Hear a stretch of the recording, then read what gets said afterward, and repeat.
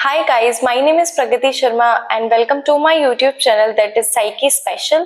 तो आज हम रिविजन करेंगे characteristics of children with multiple disabilities. Okay, तो ये पेपर सेकंड है, characteristics of children with multiple disabilities. इसमें भी 5 यूनिट्स हैं, तो हम जल्दी जल्दी खत्म करेंगे। फर्स्ट यूनिट है the concept of multiple disability. What is multiple disability? बहुदिव्यांगता क्या है? जब एक व्यक्ति में दो या दो से अधिक दिव्यांगताएं या अक्षमताएं एक साथ होती हैं तो उसे बहुदिव्यांगता कहा जाता है। ठीक है, यहाँ दिव्यांगता है, विकलांगता कोई नहीं लिख कर आएगा, सब अपने पेपर में दिव्यांगता लिखेंगे।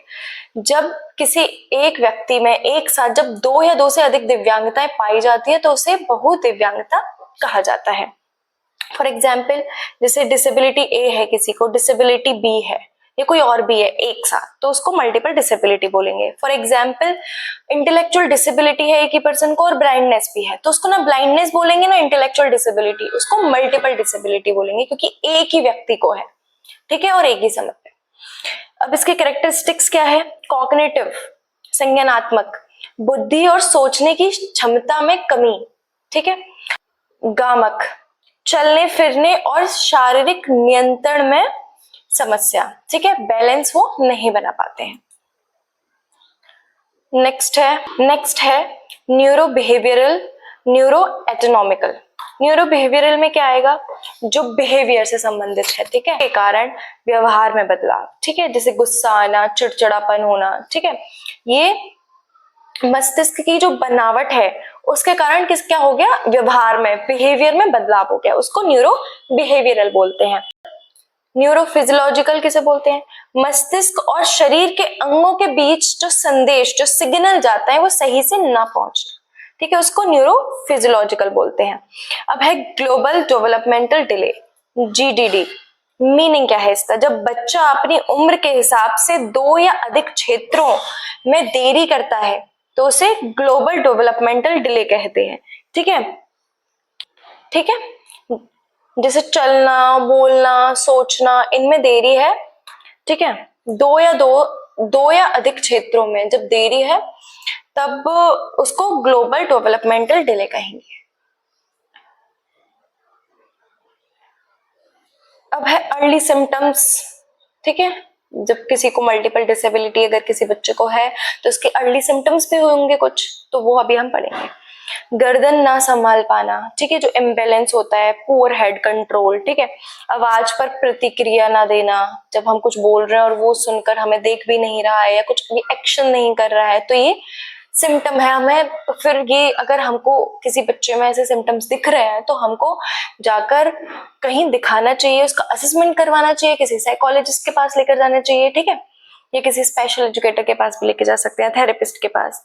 नजर ना मिलाना, पुअर आई कांटेक्ट। ठीक है, मांसपेशियों का बहुत सख्त या ढीला होना। ठीक है, अब इसके रिस्क फैक्टर क्या है? ठीक, जेनेटिक। ठीक है, फिर है प्रीनेटल। मैंने आपको पढ़ाया था कॉजेज, अगर कोई भी डिसेबिलिटी के कॉजेज पूछे तो 3 में आपको डिफाइन करना है, प्रीनेटल, पेरीनेटल, पोस्टनेटल। जन्म से पहले, जन्म के समय, जन्म के बाद। ठीक है, उसमें फिर आप लिख दोगे, मैंने आपको बताया था इंट्रोडक्शन टू डिसेबिलिटी वाली वीडियो में। तो यहाँ पे फिर है ऑक्सीजन डेफिशिएंसी ड्यूरिंग बर्थ। ठीक है, तो ये आप डिफाइन कर सकते हो। फिर उसके बाद आता है अर्ली आइडेंटिफिकेशन, जल्दी पहचान करना, प्रारंभिक पहचान करना। जितनी जल्दी अक्षमता की पहचान होगी उतना ही बेहतर विकास होगा। ठीक है, प्रोसेस क्या होता है? स्क्रीनिंग। स्क्रीनिंग क्या होती है? आपको बताया था, जब हम कि बहुत सारे बच्चे हैं उसमें से अगर हमको पता करना है कि किसको ऐसे सिम्टम्स भी हैं या ऐसा कोई दिव्यांगता होने के चांसेस भी हैं तो हम स्क्रीनिंग करते हैं। वहां पे कुछ टूल्स होते हैं, उनसे हम स्क्रीनिंग करते हैं, तब हमें पता चलता है कि इसको ये प्रॉब्लम हो सकती है। देन हम उसका असेसमेंट करते हैं अलग से। ठीक है, गहराई से जांच करते हैं, साइकोलॉजिकल या मेडिकल। फिर उसको रेफरल करते हैं, विशेषज्ञों के पास भेजते हैं। ठीक है, अब है एडवांटेजेस ऑफ अर्ली इंटरवेंशन। अब हमने पहले पहचान कर ली, ठीक है, जल्दी, फिर हम अर्ली इंटरवेंशन करेंगे, उसका जल्दी हस्तक्षेप करेंगे, तो उसके क्या एडवांटेजेस हैं? ब्रेन प्लास्टिसिटी, शुरुआती उम्र में मस्तिष्क बहुत तेजी से सीखता है। ये आपको पता है, तो एक एडवांटेज है, क्योंकि जल्दी अगर बच्चा सीखता है स्टार्टिंग के एज में, तो वहां पे वो जल्दी रिकवर भी कर सकता है उस चीज को। प्रिवेंट सेकेंडरी डिसेबिलिटी, जब हमको पता चल जाता है कि अगर बच्चे को ये प्रॉब्लम है, अगर हम उसको नहीं हस्तक्षेप देंगे तो आगे जाके वो एकदम बड़ी दिव्यांगता हो जाएगी। तो हम एक समस्या को दूसरी समस्या बनने से रोकते हैं जल्दी हस्तक्षेप करके। फिर है फैमिली सपोर्ट, माता पिता को सही मार्गदर्शन मिलना, ठीक है। फिर है बेटर सोशल इंटीग्रेशन, समाज में घुलने मिलने में आसानी। ये क्या है, ये एडवांस, और आप अपने पेपर में जैसे अगर आता है इस पे क्वेश्चन तो आप लिख कर आ सकते हैं कि early intervention can change a child's life. जो जल्दी हस्तक्षेप होता है वो बच्चे की लाइफ को चेंज कर देता है। अब एजुकेशनल अवेन्यूज, शैक्षिक मार्ग, एमडी वाले बच्चों के लिए शिक्षा के विभिन्न विकल्प, फीचर्स पढ़ेंगे। अत्यधिक गंभीर बच्चों के लिए घर पर शिक्षा, जो बच्चे बहुत ही जैसे प्रोफाउंड और सीवियर बच्चे होते हैं उनके लिए हम होम बेस्ड एजुकेशन प्रोवाइड करते हैं, ठीक है। होम बेस्ड एजुकेशन जो अत्यधिक गंभीर बच्चे होते हैं। फिर विशिष्ट उपकरणों और शिक्षकों के साथ, हम जैसे स्पेशल स्कूल होता है, जो स्पेशल स्कूल की जो सेटिंग होती है उसमें हम क्या करते हैं, विशेष उपकरण के साथ विशेष शिक्षक उसमें पढ़ाते हैं, ठीक है। फिर है इंक्लूसिव एजुकेशन, सामान्य स्कूल में सभी के साथ। जैसे इंक्लूसिव एजुकेशन होता है, नॉर्मल बच्चे भी पढ़ते हैं उसमें, स्पेशल बच्चे भी पढ़ते हैं, पर दोनों की नीड को ध्यान में रखते हुए हम उनको पढ़ाते हैं। वोकेशनल ट्रेनिंग, आत्मनिर्भर बनाने के लिए कौशल प्रशिक्षण। जो वोकेशनल ट्रेनिंग होती है उसमें हम बच्चे को, कि बच्चा इंडिपेंडेंट हो सके, बच्चा पैसा कमा सके, उसको वोकेशनल ट्रेनिंग हम देते हैं। जैसे अब है सेकेंड यूनिट, अभी हमने समझा व्हाट इज मल्टीपल डिसेबिलिटी, हमने उसके बारे में समझा। अब है उसके learning characteristics of student with MD, concept of meaning, ठीक है। लर्निंग कैरेक्टरिस्टिक्स, सीखने की विशेषताएं। इसका अर्थ है कि एक छात्र जानकारी को कैसे प्राप्त करता है और इसे कैसे समझता है और उसे कैसे याद करता है, ठीक है। क्योंकि every MD child is unique, ठीक है। हम जैसे एक बच्चा एमडी का है, दूसरा भी एमडी का है, हम दोनों को एक जैसे मतलब ट्रीट नहीं कर सकते हैं। अगर उसको दो दिव्यांगताएं हैं, कोई भी हो सकती है, उसे एमडी मतलब एक बच्चा है एमडी का, उसे आईडी और एचआई हो सकती है, और दूसरे वाले को वीआई और आईडी हो सकती है। तो एक तरह से तो हम ट्रीट नहीं कर सकते क्योंकि दोनों यूनिक है, ठीक है। अब है टाइप ऑफ लर्नर्स, कितने तरीके के लर्नर्स होते हैं, तो इसमें आप याद रखना VAKT, वक्त, ये याद रखना। V से विजुअल, A से ऑडिटरी, K से काइनेस्थेटिक, T से टेक्टाइल, ठीक है, ये आ सकता है। V से विजुअल लर्नर, हिंदी में आप देख लेना, विजुअल लर्नर देख कर सीखते हैं, जैसे पिक्चर्स हो गया, चार्ट्स हो गया, कलर्स हो गया, TLM हो गया, मतलब TLM तो सब कुछ आ जाएगा उसमें, एंड फिर वीडियो हो गई, ठीक है। ऑडिटरी लर्नर जो सुनकर सीखते हैं, जैसे इंस्ट्रक्शंस हो गया, म्यूजिक हो गया, स्टोरीज हो गई, कोई ऑडियो हो गई, ठीक है। फिर आते हैं टेक्टाइल और काइनेस्थेटिक लर्नर्स, जो छूकर और कर सीखते हैं, ठीक है, टचिंग ऑब्जेक्ट्स या फिर ऑब्जर्वेशन करके, ठीक है, मॉडलिंग करके, ठीक है, इमिटेशन करके। फिर आता है हमारा ये जो मैंने बताया टाइप ऑफ लर्नर्स, ये बहुत इंपॉर्टेंट है, इसको याद करके जाना। फिर आता है principles in identifying learning styles, जो इंस्ट्रक्शनल प्रोग्राम है उसकी योजना बनाने के कुछ नियम होते हैं। ऑब्जर्वेशन, बच्चे की विभिन्न गतिविधियों में ध्यान से देखें। मल्टी सेंसरी अप्रोच, जो जितनी भी हमारी सेंसरी मतलब जितनी भी हमारी इंद्रियां हैं उन सबका यूज करें, ठीक है। टास्क एनालिसिस, किसी भी कार्य को छोटे छोटे चरणों में बांटे। टास्क एनालिसिस आ सकता है कि व्हाट इज टीए, ठीक है। तो टीए क्या है, अगर हम कोई भी काम कर रहे हैं उसको छोटे छोटे पार्टों में डिवाइड करके उसको सिखाना बच्चे को, ठीक है, तो जल्दी सीखता है। कंसिस्टेंसी, पढ़ाने के तरीके में निरंतरता रखें, ठीक है। नेक्स्ट है what is concept of multiple intelligence. अब यहाँ पे एक साइकोलॉजिस्ट है हॉवर्ड गार्डनर, उन्होंने एक थ्योरी दी है मल्टीपल इंटेलिजेंस। वो बोलते हैं कि केवल एक ही इंटेलिजेंस नहीं होती है लोगों में, इन्होंने 8 टाइप्स की बताई हैं। एमडी बच्चों में भी अलग अलग प्रतिभाएं हो सकती हैं, ठीक है, इनके अकॉर्डिंग अब हम पढ़ेंगे। फर्स्ट है लिंग्विस्टिक एंड वर्बल इंटेलिजेंस, भाषाई और शाब्दिक बुद्धि। इसमें बोलते हैं जो शब्दों का उपयोग अच्छे तरीके से कर सकते हैं, जो भाषा को समझते हैं, बोलने लिखने में प्रभावी होते हैं, ठीक है, और अभिव्यक्त करने की अच्छी क्षमता होती है उनके अंदर, उनको ये वाली इंटेलिजेंस मानते हैं। फिर है second logical and mathematical intelligence, तार्किक और गणितीय बुद्धि, जो तार्किक मतलब सोचने में और गणित मतलब जो गणना करने में, समस्याओं को सुलझाने में और पैटर्न को समझने में, उनके अंदर ये वाली इंटेलिजेंस होती है। फिर उसके बाद आती है थर्ड बॉडीली काइनेस्थेटिक इंटेलिजेंस, जो कि शरीर के उपयोग से है, लाइक कितनी फ्लेक्सिबिलिटी है, ठीक है, और जो डांसर्स होते हैं, ऐसा मतलब आ भी सकता है। वो एग्जाम्पल दे सकते हैं कि अगर कोई पोइट है तो किस में आएगा, पोइट तो आ जाएगा लिंग्विस्टिक में, अगर कोई मैथमेटिशियन है वो आ जाएगा लॉजिकल में, अगर कोई डांसर है या जिम्नास्टिक है तो वो बॉडीली काइनेस्थेटिक इंटेलिजेंस में आएगा। फोर्थ है स्पेशियल विजुअल इंटेलिजेंस, जो डिजाइनर्स होते हैं, ठीक है, और जो एबिलिटी होती है उनकी विजुअलाइज करने की, understand images, shapes, colours, map, design, ठीक है, ये सब।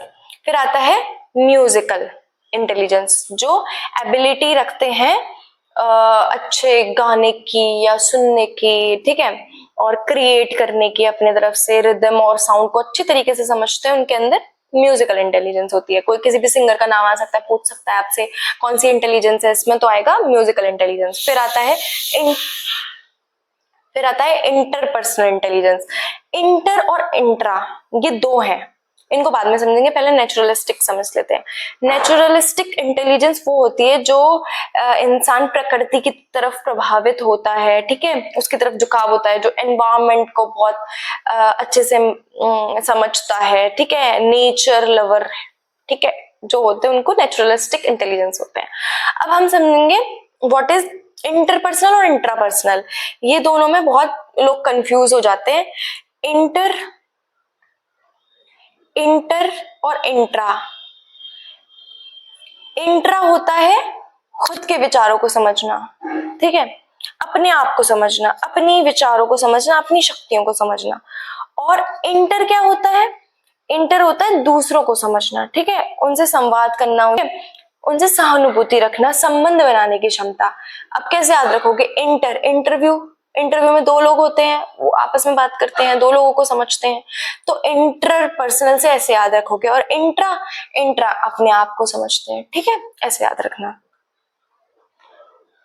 ये आपको याद होना चाहिए। ये आ सकता है हॉवर्ड गार्डनर के अकॉर्डिंग कितनी इंटेलिजेंस बताई उन्होंने? 8 इंटेलिजेंस, ठीक है। आगे चलते हैं। फिर है role of learning style in evaluation. मूल्यांकन करते समय बच्चे की लर्निंग स्टाइल का ध्यान रखना चाहिए। यदि बच्चा विजुअल है तो चित्रों के माध्यम से परीक्षा लें, यदि बच्चा ऑडिटरी है तो मौखिक रूप से उसकी परीक्षा लें, ठीक है। मूल्यांकन का उद्देश्य बच्चे को पास या फेल करना नहीं होता है, बल्कि उसकी प्रोग्रेस, उसकी प्रगति को दिखाना होता है, ठीक है। इसमें ये बोल रहे हैं कि अगर आप कोई इवेल्युएशन कर रहे हैं, जैसे कोई बच्चा है, जब अपने टीचिंग स्टाइल्स भी अलग रखी हैं कि उस बच्चे को अगर वो ऑडिटरी से समझता है तो उससे जल्दी समझ आता है। हमारा जो इवेल्युएशन का मेन जो ऑब्जेक्टिव है, बच्चे को समझ आना चाहिए, बच्चे को कितना समझ आया, बच्चे की कितनी प्रोग्रेस हुई, हमारा एम वो होता है। हमारा एम ये नहीं है कि बच्चा पास हो रहा है या फेल हो रहा है, एम है बच्चे को कितना समझ आ रहा है और वो कितना प्रोग्रेस कर रहा है, ठीक है। तो अगर बच्चा विजुअल है तो उसको विजुअल तरीके से, मतलब किसी वीडियो से समझाइए। अगर बच्चा ऑडिटरी है तो उसको इंस्ट्रक्शन से या ऑडियो से समझाइए। अब है learning characteristics of students with CP, cerebral palsy. जो सेरेब्रल पाल्सी है उसकी कैरेक्टरिस्टिक्स क्या होते हैं, ठीक है, लर्निंग की। पहले हम समझेंगे सीपी क्या होता है, ठीक है, पहले वाली वीडियो में सबको पता ही है। उस हिस्से में, जो मस्तिष्क के उस हिस्से में क्षति हो जाती है जो मसल को कंट्रोल करता है, ठीक है। इससे इम्बैलेंस इम्बैलेंस हो जाता है। एंड मिथ क्या क्या है, यह संक्रामक बीमारी है? नो, ये संक्रामक बीमारी नहीं है। यह इलाज से पूरी तरह से ठीक हो जाएगा? तो बिल्कुल भी नहीं, ठीक है, गलत। यह एक अवस्था है, कंडीशन है। ये मैंने अपने टेलीग्राम ग्रुप में भी डाल रखा है, अब वहां से जाके इसको देख सकते हो, ठीक है। सेरेब्रल पाल्सी एक न्यूरोलॉजिकल कंडीशन है that caused by damage to the developing brain, ठीक है, before, during and after birth. किसको इफेक्ट करती है ये? मूवमेंट को, पोस्चर को, बॉडी कंट्रोल को, मसल कंट्रोल को, ठीक है। अब दो तरीके के टाइप्स होते हैं इसके। मोटर टाइप हम किस बेस पे रखते हैं कि उनकी जो मांसपेशियां हैं उन पे कैसा प्रभाव पड़ रहा है, ठीक है, जो मसल टोन है और मूवमेंट है वो कैसे अफेक्ट हो रहे हैं, उसको हम मोटर टाइप में रखते हैं। और टोपोग्राफिकल टाइप में किसको रखते हैं? Based of body affected, body कितनी अफेक्टेड है उस टाइप से। सबसे पहले आता है स्पेस्टिक। इसमें क्या होता है, जो हमारी मसल्स होती हैं वो टाइट हो जाती हैं और जो मूवमेंट होता है वो डिफिकल्ट हो जाता है और एबनॉर्मल पोस्चर हो जाता है। एथेटॉइड में क्या होता है, मांसपेशियां जो है वो धीमी तरीके से वर्क करती हैं, ठीक है, बहुत स्लो और अलग तरीके के मूवमेंट होने लग जाते हैं और जो हमारी जो पोस्चर होते हैं वो चेंज होते रहते हैं। अटेक्सिया और अटेक्सिक में क्या होता है, जो हमारे कोऑर्डिनेशन है वो खराब हो जाता है, ठीक है, हमारा बैलेंस नहीं बन पाता है। और मिक्स्ड में इन जो ये तीन मैंने बताई है इनमें से कोई भी दो अगर एक साथ है तो उसको मिक्स्ड बोल देंगे। जो स्पेस्टिक जो टाइप है वो मोस्ट कॉमन है सीपी के फॉर्म में। अब आ जाता है टोपोग्राफिकल टाइप में क्या होता है, मोनोप्लेजिया। मोनोप्लेजिया में क्या होता है, कोई पूरे शरीर का केवल एक अंग प्रभावित होता है, ठीक है, एक हाथ हो सकता है लाइक दिस एंड या फिर एक पैर हो सकता है, ठीक है। हीमिप्लेजिया में क्या होता है, शरीर के एक तरफ के एक हाथ और एक पैर, मतलब ये एक तरफ का एक हाथ और एक पैर, ठीक है। डायप्लीजिया में क्या होता है, दोनों पैर हो सकते हैं, ठीक है, या फिर दोनों हाथ हो सकते हैं। क्वाड्रिप्लीजिया में क्या होता है, दोनों पैर और दोनों हाथ, ठीक है। अब है impaired motor control and coordination. CP बच्चों में मुख्य समस्याएं क्या होती हैं? Gross motor, fine motor, oromotor, muscle tone. ये मेन प्रॉब्लम है, ये याद रखना, मुख्य समस्याएं हैं। अगर वो पूछे एग्जाम में तो आप ये सब अभी याद कर लो। चलना, बैठना, दौड़ना, बड़ी मांसपेशियों का नियंत्रण, लिखना, बटन बंद करना, छोटी मांसपेशियों का नियंत्रण, चबाना, निगलना और बोलना, मांसपेशियों का तनाव, ठीक है। जो ग्रॉस होता है आपको पता है, जो बड़ी मांसपेशियां हैं उनमें दिक्कत। फाइन मोटर में क्या होगा, जो छोटी मांसपेशियां हैं। ओरोमोटर बोलने, मतलब निगलने, बोलने, चबाने, इनमें दिक्कत। मसल टोन, मांसपेशियों में तनाव, ठीक है। ये हमारे सीपी बच्चे की मुख्य समस्याएं हैं। फिर आता है सेकेंडरी कंडीशन। सेकेंडरी कंडीशन क्या होता है, फीडिंग और स्वेलिंग में डिफिकल्टी, खाने में, निगलने में डिफिकल्टी, रेस्पिरेटरी इश्यूज, सांस लेने में दिक्कत, ठीक है, इंटेलेक्चुअल इंपेयरमेंट कुछ मामलों में, फिर विजुअल एंड हियरिंग लॉस भी हो सकता है, और मिर्गी के दौरे भी, पुअर न्यूट्रिशन, ठीक है। फिर लर्निंग नीड्स इन सीपी, जो सीपी वाले बच्चे होते हैं उनके अंदर लर्निंग नीड्स कौन कौन सी होती हैं? अटेंशन बहुत ज्यादा, मेमोरी, परसेप्शन, कम्युनिकेशन। अटेंशन क्या है, लंबे समय तक ध्यान केंद्रित करने में कठिनाई होती है, सूचनाओं को याद करने में देरी, मतलब और समझने में, मतलब गहराई से उनको समझने में दिक्कत होती है। बोलने में समस्या हो सकती है लेकिन समझने की क्षमता अच्छी हो सकती है, ठीक है।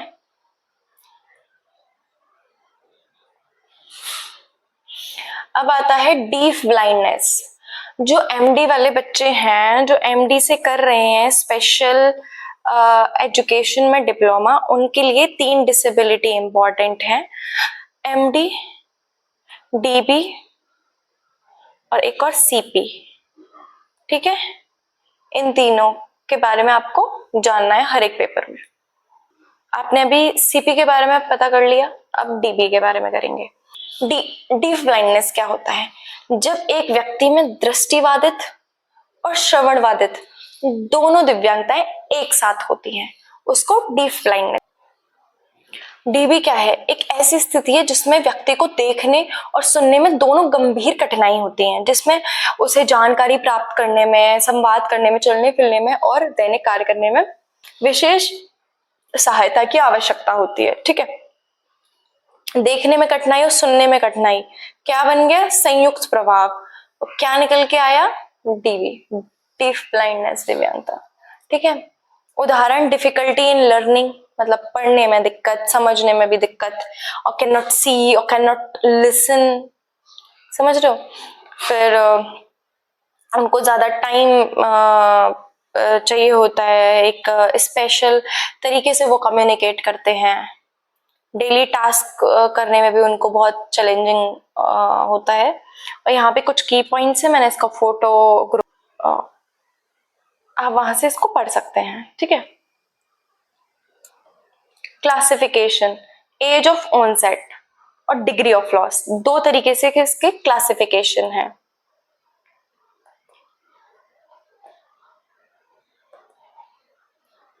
एज ऑफ ऑनसेट शुरुआत के आधार पर, जन्म से ही बहरापन और अंधापन हो सकता है। ठीक है, बाद की उम्र में खोना, मतलब एज, मतलब आपका जो बर्थ हो गया उसके बाद आपको हियरिंग लॉस हो जाता है या विजन लॉस हो जाता है, ठीक है, किसी भी बीमारी की वजह से या चोट की वजह से, उसको एक्वायर्ड बोलते हैं।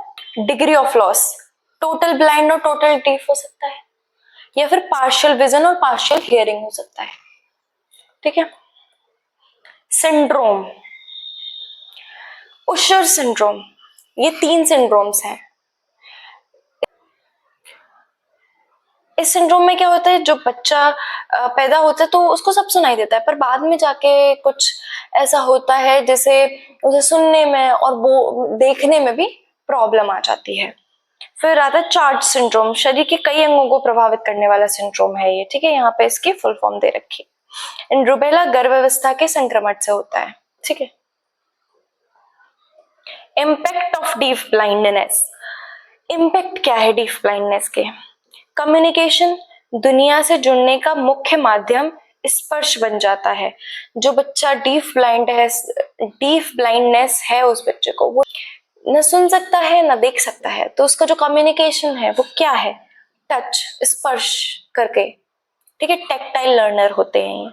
मोबिलिटी, बिना सहारे के चलना फिरना बहुत चैलेंजिंग हो जाता है इनके लिए। ठीक है, और जो सोशल, तो आइसोलेशन हो ही गए। ठीक है, कैसे, मतलब इतने जल्द नॉर्मल पर्सन तो इनसे कम्युनिकेट कर ही नहीं सकता है। ठीक है, तो आइसोलेशन होने की भी संभावना होती है। लर्निंग स्टाइल मैंने बताया भी, टेक्टाइल है, स्पर्श द्वारा सीखते हैं। कम्युनिकेशन मोड, संचार में क्या तरीके हैं? ठीक है, ये वाली फोटो, ये जो मैंने ये पिक्चर है ये ग्रुप में डाल दिया, आप इसको पढ़ लेना। ठीक है, बेसिक अंडरस्टैंडिंग है ये डीफ ब्लाइंडनेस की, इसमें सब कुछ दे रखा है। व्हाट इज डीफ ब्लाइंडनेस, इसके कॉजेस क्या हैं, की कैरेक्टरिस्टिक्स क्या हैं, ठीक है, क्या नीड होती है ऐसे, मतलब डीबी वाले बच्चों को, या कम्युनिकेशन कैसे करते हैं। ठीक है, कम्युनिकेशन में टेक्टाइल है, टच है, ठीक है, ब्रेल भी, इफ अगर उसको पार्शियली मतलब सुनाई देता है तो हम उसको ब्रेल से भी हम उसको सिखा सकते हैं। ठीक है, और असिस्टिव टेक्नोलॉजी, अगर उसको थोड़ा भी दिखाई देता है या सुनाई देता है तो हम ऐसे टूल्स हैं जो उसकी मदद से वो देख सकता है या सुन सकता है। ठीक है, मोबिलिटी, ये सब आपको वहां पे देख लेंगे। मोबिलिटी मोड्स क्या है कम्युनिकेशन के? टेक्टाइल साइनिंग, हाथों से, हाथों के ऊपर सांकेतिक भाषा। ठीक है, ब्रेल, ब्रेल लिपि, ऑब्जेक्ट क्यू, वस्तुओं के माध्यम से संकेत, पीईसीएस, एक्सचेंज कम्युनिकेशन सिस्टम। ठीक है,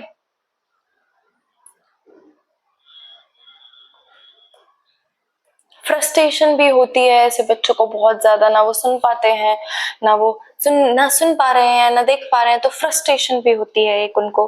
ठीक है, सबसे ज्यादा क्या है कि अगर वो जैसे एबिलिटी नहीं है, मतलब इनेबल है वो कम्युनिकेट करने में, तो ये क्या क्या क्या निकल के आता है, और फ्रस्ट्रेशन हो जाता है उन्हें, और दिक्कत होने लगती है। Learning characteristics of student with MD, dB हो गया, सीपी हो गया, एमडी रह गया है, ये करेंगे अब। कॉम्बिनेशन समझेंगे अब। ठीक है, एमडी में इंटेलेक्चुअल अगर जैसे पूछे एमडी मतलब व्हाट इज एमडी, तो आप उसकी डेफिनेशन लिखेंगे और एग्जाम्पल में उसके टाइप्स भी बता देंगे, ठीक है। जैसे कॉम्बिनेशन भी बता सकते हैं उसके, आईडी है, आईडी के साथ बीआई है, ऐसे कॉम्बिनेशन करके आप उसको लिख देंगे, ठीक है। Combination, intellectual impairment, sensory impairment. Sensory impairment ID के साथ हो, ठीक है, तो उसका कैरेक्टरिस्टिक क्या होता है, सीखने की गति अत्यंत धीमी, दैनिक जीवन के कौशल सीखने पर अधिक ध्यान, ठीक है। जो एब्स्ट्रैक्ट कॉन्सेप्ट होते हैं उनको समझना मुश्किल होता है, कॉन्क्रीट को तो समझ भी सकते हैं, एब्स्ट्रैक्ट को कैसे समझेंगे, ठीक है। मतलब मूर्त को तो वो समझ सकते हैं क्योंकि सामने है और टच भी कर सकते हैं, अमूर्त को कैसे समझेंगे। फिर आता है लोकोमोटर प्लस ऑटिज्म, एएसडी, शारीरिक अक्षमता और स्वालीनता, शारीरिक सीमाओं के साथ साथ सामाजिक मेलजोल में समस्या, दोहराव वाले व्यवहार, ठीक है, रिपीटेटिव बिहेवियर, और शारीरिक थेरेपी और बिहेवियर थेरेपी दोनों की आवश्यकता। अब यहाँ पे पता है क्या है आ रहा है, देखो इधर आईडी आ गया, आईडी के साथ स्पेशल मतलब आईडी के साथ सेंसरी इम्पेयरमेंट आ गया, तो जैसे जैसे कॉम्बिनेशन बनते जाए डिसेबिलिटी के, आप उनके बारे में बताते जाओगे। इधर आप इन दोनों के बारे में बता दोगे, इधर आप लोकोमोटर और ऑटिज्म के बारे में बता दोगे क्योंकि आपको पता ही है।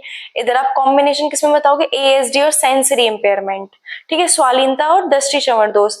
सेंसरी जो प्रोसेसिंग होती है उसमें बहुत दिक्कत आती है, ठीक है, ठीक है। तो आप ऐसे एएसडी के साथ अगर ये है तो इन दोनों का कॉम्बिनेशन करके आप बता सकते हो।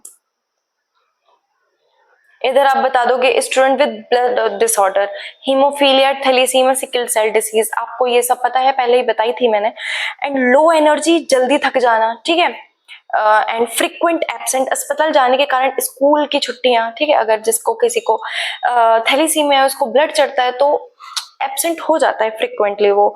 एंड फिजिकल सेफ्टी, चोट लगने से भी अत्यधिक ब्लड लॉस हो जाता है, ठीक है। इसमें टीचर का रोल क्या है कि उसको फ्लेक्सिबल टाइमिंग दें, ठीक है, और उसकी तरफ सहानुभूति पूर्ण व्यवहार रखें, ठीक है। अब आता है हमारा क्रॉनिक न्यूरोलॉजिकल कंडीशन, ठीक है, जैसे कि मल्टीपल स्क्लेरोसिस होती है, पार्किंसन डिसीज होती है, याददाश्त और जो कंसंट्रेशन है उसमें उतार चढ़ाव आता रहता है, इमोशनल चेंजेस होते हैं उनके, बहुत ज्यादा मूड डिसऑर्डर्स होते हैं उन्हें, ठीक है। सीखने की क्षमता समय के साथ बदल सकती है, ठीक है, प्रोग्रेसिव नेचर होता है। एंड अब है हमारा क्विक समरी, हमने कंप्लीट कर लिया है characteristics of children with multiple disability वाला पेपर, ठीक है। अब यहाँ पे क्या है, डिसेबिलिटी, मल्टीपल डिसेबिलिटी को क्या नीड है, कॉम्प्रिहेंसिव सपोर्ट चाहिए उन्हें। टीचिंग स्ट्रेटेजी, आईईपी, आपने फाइल बनाई होगी तो आपने आईईपी भी बनाई होगी, ठीक है। आईईपी टीचिंग स्ट्रेटेजी में क्या होना चाहिए, आईईपी बना के उसको सिखाना चाहिए। सीपी, सीपी में क्या है, प्राइमरी नीड, कंट्रोल, किस पे, मोटर कंट्रोल, जो ठीक है, अडेप्टिव टेक, ठीक है, हम अगर बच्चा नहीं चल पा रहा है ठीक से हम उसको व्हील चेयर भी दे सकते हैं, ठीक है। Deaf blindness, communication, communication is the primary need of dB child, ठीक है। फिर इसको कैसे सिखाएंगे, टेक्टाइल से, ठीक है, एंड ऑब्जेक्ट से। फिर है ब्लड डिसऑर्डर, इनको मेडिकल सेफ्टी प्राइमरी नीड होती है और इनको लो स्ट्रेस वाले एनवायरनमेंट पे। तो थैंक यू गाइज।